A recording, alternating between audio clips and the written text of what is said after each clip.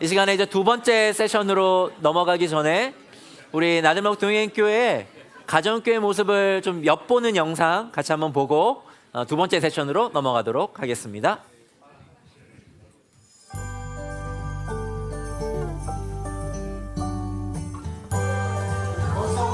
안녕하세요. 오늘은 토요일, 가정교회가 있는 날이다. 의자를 들고 오셨네. 의자를 들고 모임에 오는 가족도 있다. 아이들이다. 안녕. 뭐라고요? 5살이에요.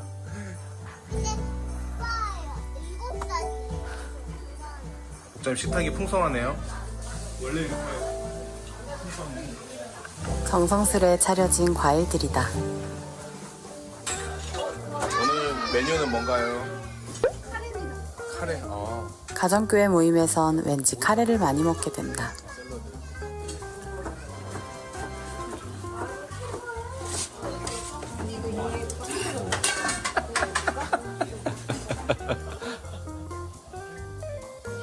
나들목 동행교회는 이렇게 가정교회로 매주 모이고 있다. 오늘은 한 가족이 가정교회와 작별 인사를 하는 날이다. 오늘 이제 우리 지석이 오늘 파송을 너무 너무 울지 말고 우리는 슬픈데 지석이가 좋아하는 것 같아요. 눈물인지 웃음인지 옅은 앞을 가린다. 가정교회 예배 참석은 당분간은 쉽지 않을 것 같고 조금은 슬프다, 아쉽다 그런 것도 좀 있기도 하고. 직장 때문에 잠시 떠나는 가족을 위해 함께 기도를 한다. 바람직한 가교의 모습. 오늘 메뉴는 뭔가요? 명절을 지내고 첫 모임이다. 명절 음식을 서로 가져와 함께 나눈다.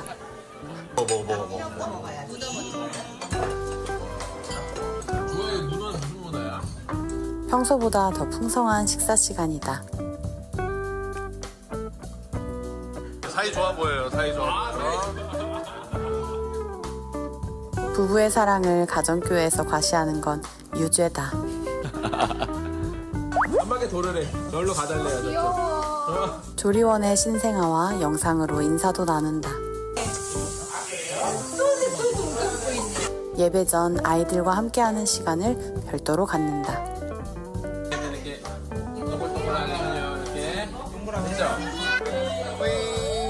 아이들과 함께하는 시간을 통해 아이들도 가정교회를 배워간다.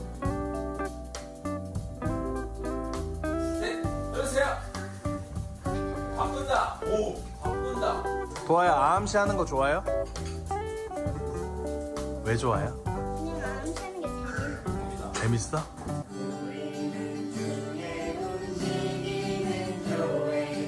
평소 가정교회에서는 찬양과 예배를 통해 교회됨을 드러낸다.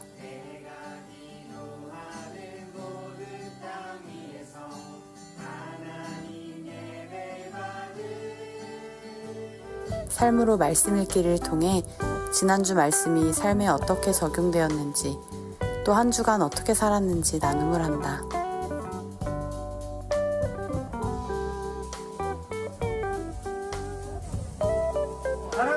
가정교회 안에서 자신의 삶과 가치를 나누고 서로의 다름을 인정하고 받아들이면서 함께 성장하고 교회를 세워가는 것이 우리의 원동력이다. 그렇게 하나님의 사랑을 공동체 안에서 배워가는 곳이 바로 가정교회다. 네, 수고하신 모든 분들께 우리 박수 한번 할까요?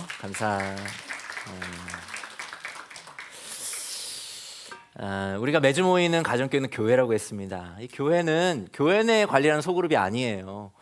그리스도의 생명을 품은 그런 살아있는 유기체이기 때문에 제가 아까 서두에 말씀드렸던 것처럼 교회는 성장하게 되어 있습니다. 여러분들이 영상을 통해 본 가정교회들 같은 경우는 어느 정도 지금 성장한 그런 가정교회예요.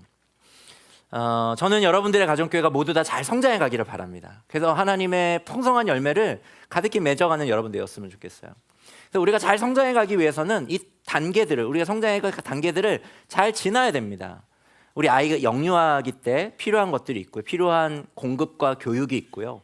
초등 지날 때, 이제 사춘기를 접어들 때, 그리고 이제 청년기를 지나 성인이 되었을 때, 그리고 중년과 노년을 지날 때 다 우리의 그 각 단계에 필요한 배움과 그리고 공급돼야 될 것들이 있는 것처럼 우리 가정교회도 마찬가지입니다. 그래서 우리 가정교회 두 번째 세션에서는 각 단계의 성장 주기들을 좀 보려고 해요. 물론 이것이 공식처럼 완전히 기계적으로 딱 일치되는 것은 아니지만 대체로 가정교회들이 이렇게 성장해 가더라라는 것입니다. 여러분들의 가정교회는 어디에 속해 있는지 한번 보시길 바라요. 자, 첫 번째 단계는 개척 단계입니다. 이 단계는 영적 기초를 놓는 그런 단계예요. 그래서 이 단계에서 정말 중요한 거는 중심 그룹을 형성하는 겁니다. 이 나들목 동행교회가 나들목 교회로부터 분립된 교회잖아요, 그렇죠? 나들목 교회는 초기부터 가정교회를 열심히 세워왔습니다. 그런데 나들목 교회가 어느 순간에 정체기를 맞게 돼요. 그때 그 나들목 교회 안에, 가정교회 안에 어떤 일들이 막 확산되기 시작했냐면 목자님들이 번아웃이 되기 시작하는 거예요. 가정교회를 세우는 기쁨을 상실하게 됩니다. 그러니까 목자님들이 이 가정교회 사역을 정말 힘겹게 하는 것을, 너무나 고통스럽게 하고 지쳐있고 완전히 기진맥진해 있는 것을, 탈진해 있는 것을 사람들이 보니까 사람들이 그 목자님을 보면서 어떻게 반응할까요? 그 목자 뒤를 따르고 싶을까요? 안 따르고 싶을까요? 나는 절대 저렇게 살지 말아야지. 목자의 뒤를 따르는 사람들이 없는 거예요. 그러니까 가정교회 목자들이 번아웃되고 새로운 가정교회들이 개척되거나 세워지지 않고 목자가 되고자 하는 사람들도 나타나지 않는 현상이 나타나게 되었습니다. 그 당시에 교회로서는 굉장히 심각한 문제가 생긴 거죠. 그래서 당시에 이제 김영근 목사님과 지도자들이 이 문제들을, 리더들이, 사역자들이 이 문제를 심각하게 검토하기 시작했어요. 그리고 이제 진단을 내렸는데 그게 뭐냐면 결국 목자를 지지하는 동역자 그룹, 그 중심 그룹의 부재가 결국 목자들을 번아웃시키구나라고 하는 걸 발견하게 되었습니다. 그리고 그것이 바로 가정교회의 이 성장을 굉장히 가로막는 악순환을 만드는 요인이라는 것을 알게 되었어요. 그래서 그때부터 나들목 교회가 한 게 언약가족 디딤돌을 통해서 언약가족을 세우기 시작한 게 그때부터였습니다. 중심 그룹을 만든 거죠. 여러분, 이처럼 교회는요, 목자님의 능력과 헌신과 경륜과 지혜와 통찰력과 리더십으로 되는 것이 아니고요, 복음에 확신 있는 사람들, 교회가 뭔지를 아는 사람들 한 5-6명이, 4-5명이 함께 중심 그룹을 잘 형성할 때 교회가 건강하게 세워질 수 있는 거예요. 그래서 이때 개척 단계에서 정말 중요한 게 뭡니까? 목자와 그리고 목자를 돕는 또는 목자의 부재 시에 역할하는 부목자 그리고 언약 가족들이 이 5명 정도의 중심 그룹을 잘 형성하는 거예요. 이때 중요한 활동이 뭐겠어요? 이 중심 그룹들 안에 서로 깊은 대화를 나누는 것, 함께 기도가 깊어져 가는 것, 이게 굉장히 중요한 활동입니다. 반대는 뭐겠어요? 이 단계에서 나타나지 말아야 할 나쁜 증상, 반대적 증상은 뭐겠어요? 이 개척 중심 멤버 간에 신뢰와 하나됨이 없는 겁니다. 어쨌든 초기에 이 개척 단계에서 중요한 것은 이렇게 중심 그룹, 영적인 기초가 되는 이 중심 그룹을 잘 형성하는 것, 이게 초기 개척 단계에서 굉장히 중요해요. 두 번째 단계는 이 개척 단계를 잘 넘어가면 이제 두 번째 단계로 접어들게 되는데 그게 탐색 단계입니다. 이 단계는 편안하고 자유로운 분위기를 형성하는 그런 단계예요. 그래서 이 단계에서 정말 중요한 목표는 가정교회 가족들이 있는 그대로 자신을 드러낼 수 있는 안전한 공동체라고 하는 그런 신뢰감을 갖게 하는 것, 이게 굉장히 중요한 이 단계의 목표입니다. 그래서 이때 정말 필요한 게 뭐냐면 지난번에 우리가 배웠죠. 제1의 일치가 중요합니다. 제1의 일치. 여러분 제1의 일치 기억나세요? 제1의 일치가 뭡니까? 너와 내가 가정교회 안에 있는 우리가 같은 연약함을 가진 한계 많은 존재라는 것, 인생의 여러 고난과 어려움을 겪을 수밖에 없다는 것, 그것의 일치를 같이 인식하는 것, 그게 제1의 일치라 그랬어요. 그래서 이 단계에서는 잘 노는 것이 되게 중요해요. 잘 노는 게 너무 필요합니다. 여러분 우리 가정교회들 보통 봄이나 뭐 가을에 MT 가잖아요, 그렇죠? MT 가는 거, MT 가세요, 그렇죠? MT 중요합니다. 중요한데 특별히 2단계에 접어든 이 가정교회 같은 경우는 특히 MT와 같은 이벤트가 정말 중요해요. MT 가면 우리 하룻밤 자잖아요. 같이 놀기도 하고 맛있는 거 먹고 그리고 밤새 이야기를 나누면서 서로에 대한 친밀감도 두터워지고 서로에 대한 알미 생기죠. 이런 과정을 통해서 어떤 일들이 일어납니까? 사람들이 자신을 조금씩 좀 더 오픈하기 시작하죠. 그래서 이 단계 속에서 정말 중요한 건 뭐냐면 가족들로 하여금 여기는 내 이야기를 털어놓을 수 있는 곳이구나 라고 하는 마음이 자연스럽게 생겨야 됩니다. 내 이야기를 솔직하게 털어놔도, 나의 흑역사를 고백해도, 내 안에 있는 숨겨진 어떤 욕구들이 때때로 드러나더라도 이 사람들은 나의 존재를 수용해 주는 사람들이구나. 그리고 내가 여기서 나의 이야기들을, 때론 은밀한 이야기들을 꺼내놓을 때 이 이야기들을 가십거리 삼지 않고 다른 곳에 쉽게 발설하지 않는 그런 안전한 곳이구나 라고 하는 마음을 갖게 하는 것이 이 단계에서 굉장히 중요한 일입니다. 여러분들이 이 단계에 잘 도달하고 있는지를 보려면 여러분의 가정교회 안에 가족들이 일상을 나누는 정도가 아니라 부정적 감정을 잘 나누는지를 보시면 돼요. 내 안에 있는 염려, 두려움, 걱정, 분노, 수치감, 이런 것들을 가정교회 안에서 자유롭게 나누고 때때로는 그것에 대해서 같이 공감하고 울기도 하고 이런 일들이 가정교회에 일어난다고 한다면 여러분들의 가정교회는 이 탐색 단계를 잘 건강하게 지나고 있는 겁니다. 우리가 이 단계에서 그래서 적극적으로 해야 되는 게 뭐예요? 우리 자신을 오픈해야 되는 거죠. 우리 목자님들이 이 일에 먼저 솔선해 주셔야 됩니다. 자신을 오픈하지 않고 거룩하게 보이는 종교적 가면을 쓴 채 자기의 어떤 성경적 지식을 막 나열한다든지, 자기가 행하고 있는 내가 기도를 몇 시간을 했고 큐티를 얼마나 했고 이런 것들을 막 나열하면서 사람들이 용기를 내 가지고 자기 이야기를 겨우 꺼내놨는데 거기에 바로 진단 내려버리고 평가하고 해결책을 바로바로 제시한다면 사람들은 이내 마음을 닫는 경우들이 많이 있습니다. 저도 오랫동안 목자를 해왔지만 이런 부분에 계속해서 서툴다라고 하는 것을 성찰하게 되고 이 부분 계속해서 훈련해야 된다 이런 생각하게 돼요. 그래서 저는 이번에 이 가정교회 디딤돌 우리 새로운 버전을 하면서 우리 목자님들에게 꼭 한 가지, 목자님들이 꼭 들어야 될 필수 훈련을 한 가지 꼭 강청하고 싶습니다. 도전하고 싶어요. 그게 뭐냐면 하나복에 여러 가지 좋은 훈련 프로그램들이 많은데 그 가운데 영성훈련 가운데 관상적 경청이라고 하는 훈련이 있어요. 우리 목자님도 이걸 꼭 들으셨으면 좋겠습니다. 필수 코스. 왜냐하면 목자님들이 먼저 잘 들으셔야 돼요. 근데 우리가 의외로 잘 못 듣습니다. 지금 이렇게 설교 듣듯이 그냥 이렇게 정보를 입력하는 것 정도 듣는 게 아니라 그 존재를 오롯이 수용하는 경청 있잖아요. 그거 우리 잘 못해요. 그래서 훈련이 필요합니다. 이것이 생각보다 쉽지 않기 때문에 오랜 시간 배우고 연습하고 훈련해야 돼요. 그래서 목자님들께 부탁드리고 도전드려요. 이 훈련을 받으시고 이것에서 계속해서 여러분들이 깊어져 가셨으면 좋겠습니다. 그래야 보이지 않는 하나님의 움직임을 알아챌 수 있는 깊은 내공을 갖게 돼요. 그분의 음성을 가지고 그분의 음성을, 세미한 그 음성을 듣고 그래서 가족들에게 나의 경험과 경륜과 지식을 피드백 주는 게 아니라 하나님의 마음을 전달하는 그 목양의 경지까지 다다르게 됩니다. 이것을 우리 목자님들이 매년 심화했으면 좋겠고 우리의 시니어 목자님들이 이것에 있어서 굉장히 내공을 갖췄으면 좋겠습니다. 어쨌든 이 두 번째 단계에 진입하지 못하게 만드는 나쁜 증상들은 그럼 어떤 것들이 있을까요?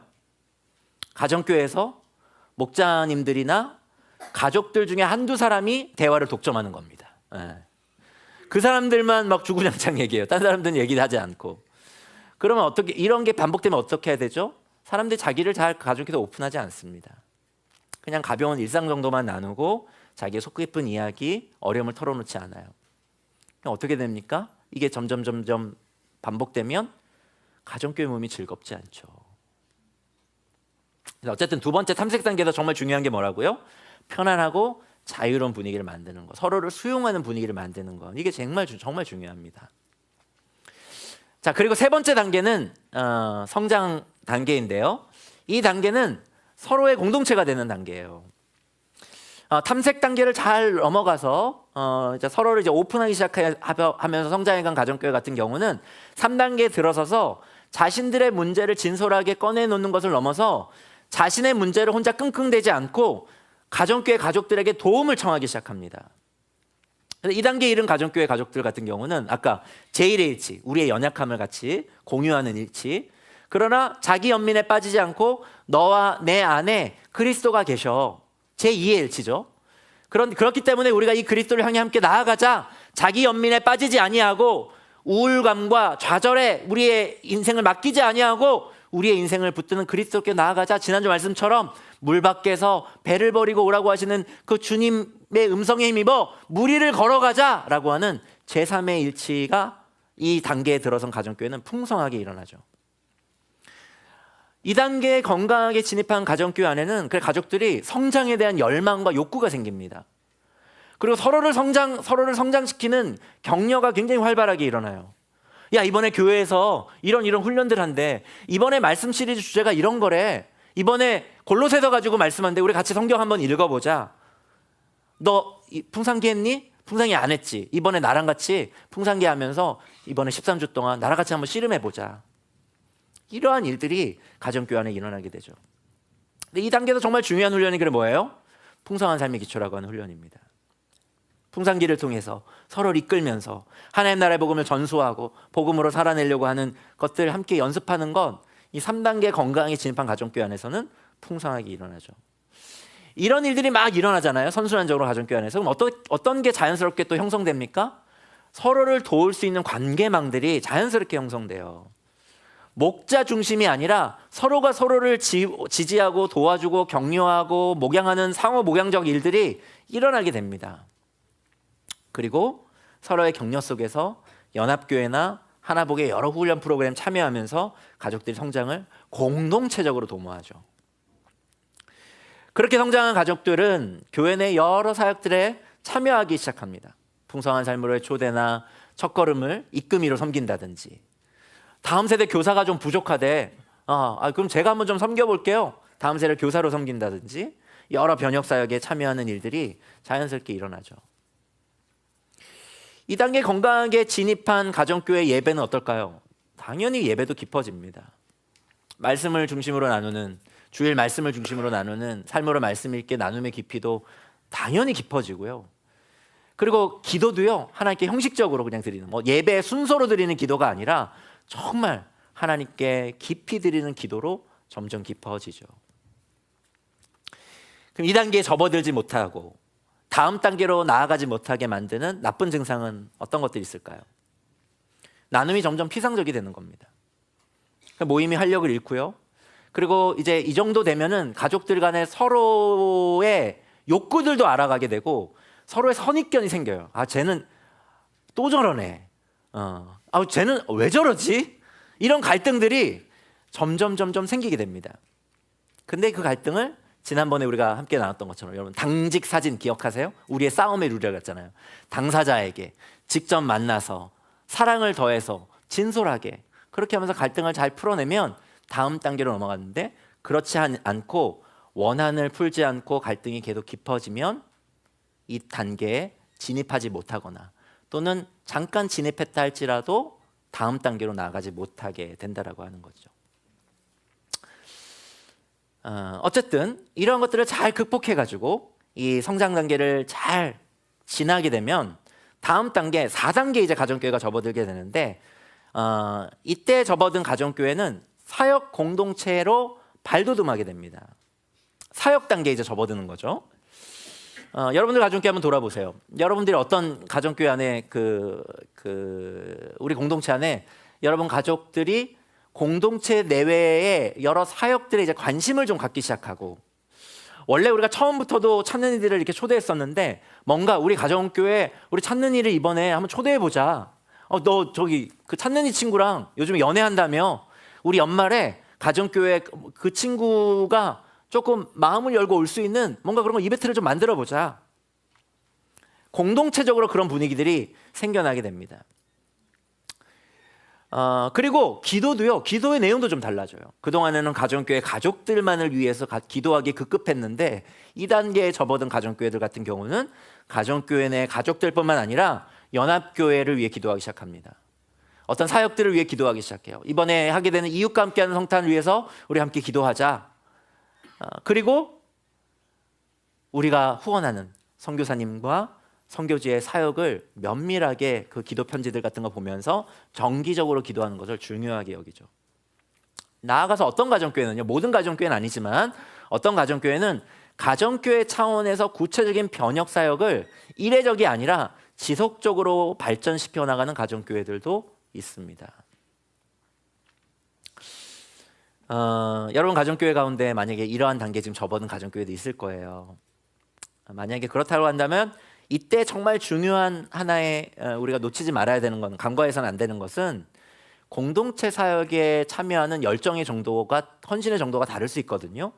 그때 좀 부족하다고 느껴지는 사람을 함부로 정죄해서는 안 됩니다. 그것으로 서로 원망이 생기고 갈등이 생기지 않도록 우리 목자님들께서 잘 리더십을 발휘해 주셔야 돼요. 그리고 마지막으로 이 단계를 지나고 나면 이제 마지막 단계가 분가 개척 단계죠. 이 가정교회가 가장 절정에 이른 단계가 바로 이 단계라고 할 수 있겠습니다. 우리 모든 가정교회가 궁극적으로 도달해야 되는 단계가 바로 이 단계이기도 해요.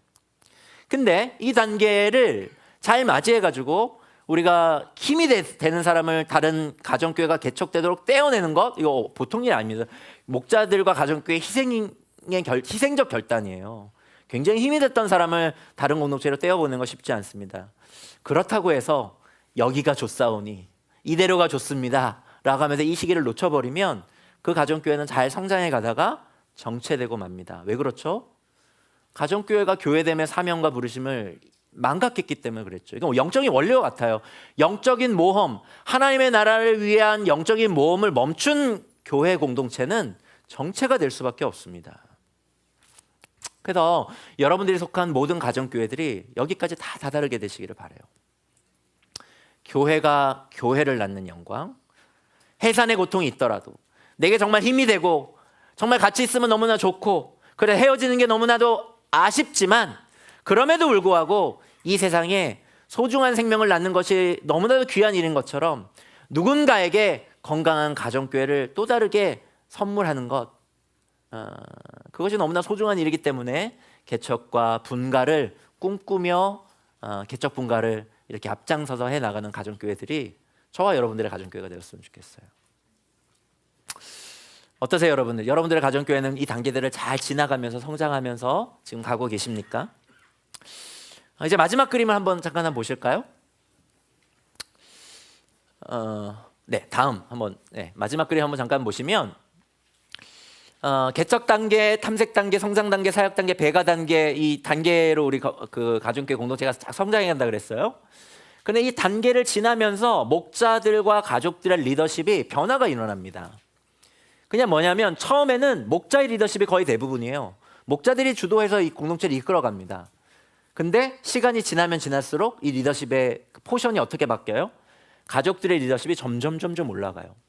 그리고 성장 단계, 사역 단계 직전에는 거의 목자와 가족들의 리더십이 거의 동일한 수준에까지 다다르게 됩니다.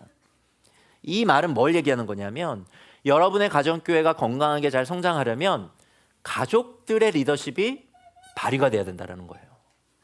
여러분들이 가정교회 안에서 여러분의 몫을 찾아서 감당해 나가기 시작할 때 각 가정교회들은 건강하게 계속해서 성장해 갈 수 있다라고 하는 겁니다. 정체되지 아니하고 정체기를 잘 극복해서 계속 다음 단계로 갈 수 있다라고 하는 거예요. 사랑하는 여러분, 여러분들의 가정교회가 정체되어 활력을 잃어버리지 않기를 바란다면 여러분의 몫을 찾아야 됩니다. 목자님 탓하면 안 되고요. 우리의 몫을 찾아야 돼요. 사랑하는 우리 나들목 동행교회 소중한 우리 성도 여러분, 교회된 여러분, 우리 모두는 우리의 가정교회가 계속해서 건강하게 성장하면서 풍성한 열매를 맺을 것을 꿈꿔야 돼요.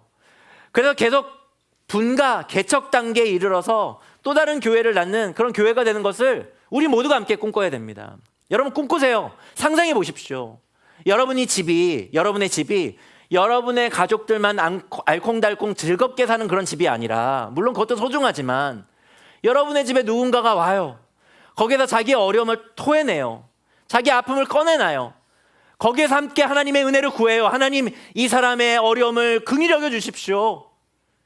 자기를 위해 사는 사람이 하나님의 말씀에 반응해서 이제는 하나님의 나라를 보게 돼요. 하나님의 나라를 위해 함께 살겠다고 해요. 여러분의 집에서 이러한 일들이 일어나는 것들 한번 생각해 보십시오. 얼마나 감격적이고 귀한 일입니까?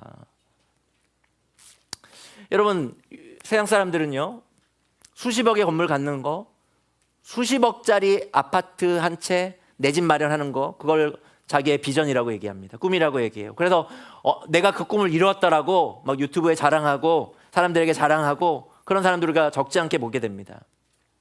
근데 여러분, 수십억의 집과는 비교도 되지 않는 하나님의 형상을 담은 한 사람이 그리스도를 만나서 영원한 생명을 얻게 되고 이전에는 몰랐던 전혀 다른 종류의 삶을 살게 되는, 그래서 정말 하늘이 공급하는 그 생명력으로 이 깨어진 세상 가운데 또 다른 누군가를 돕게 되는 놀라운 삶을 살아내는 사람으로 변화되는 그 비전과 그 영광, 그게 수십억의 건물에 비해서 여러분 이게 비교될 만한 일입니까?